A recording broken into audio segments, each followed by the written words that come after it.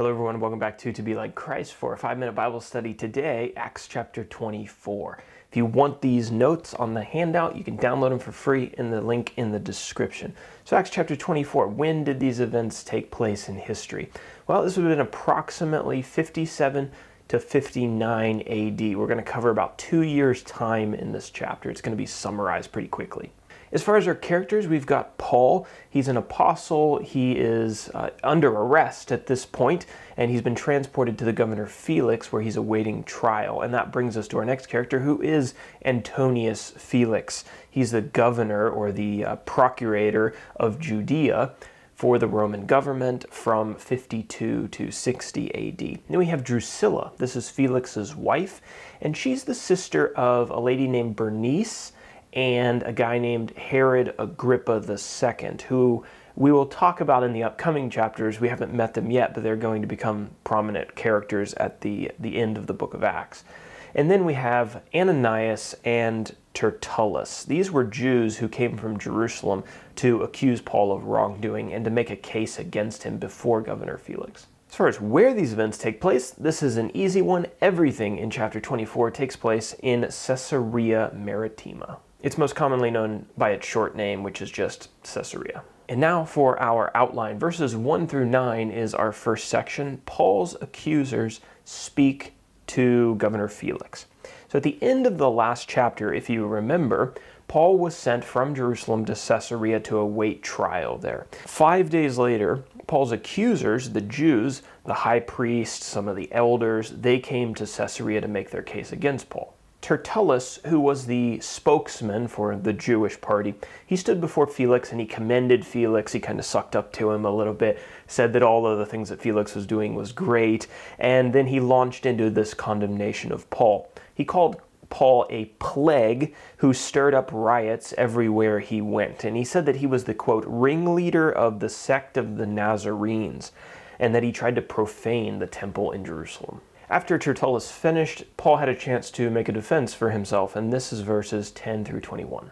Paul told Felix that he had only been in Jerusalem a very short period of time, and he could not rightfully be accused of causing trouble, or certainly causing riots, anywhere in the city, not in the temple, not in any synagogues of the Jews. He told Felix that the Jews had made a lot of accusations, but that they couldn't back up any of them with actual evidence. Paul did confess to being a follower of the way, or basically a follower of Jesus. But he also confirmed that he agreed with everything that was written down in the Old Testament Jewish law, and also everything that the Old Testament Jewish prophets had spoken.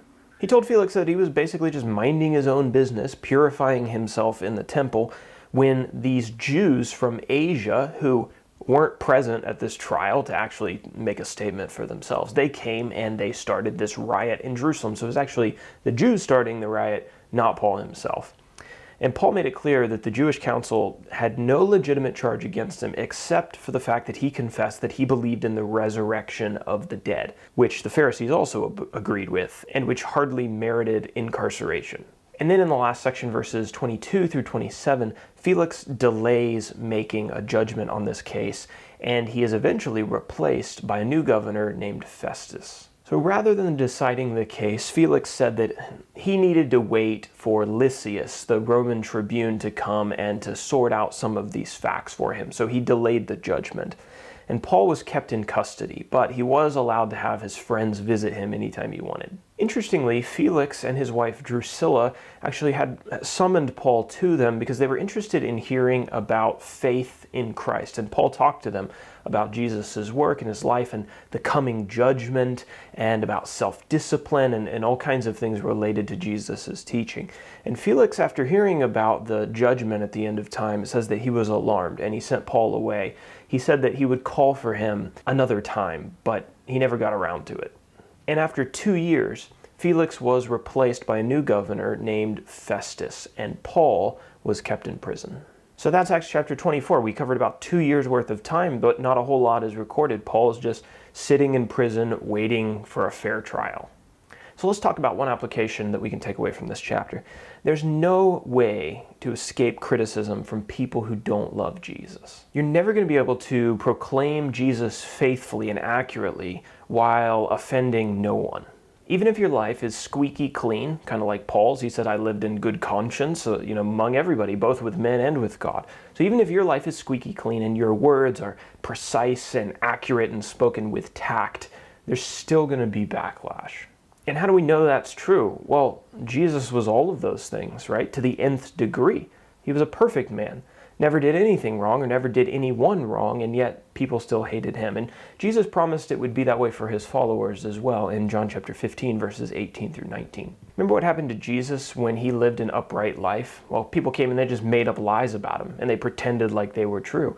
Same thing's going to happen with you. If people who hate Jesus can't find any dirt on you because your life is in alignment with his will and you're good to all people, they'll just come up with lies. And I think we've seen that more and more in our culture.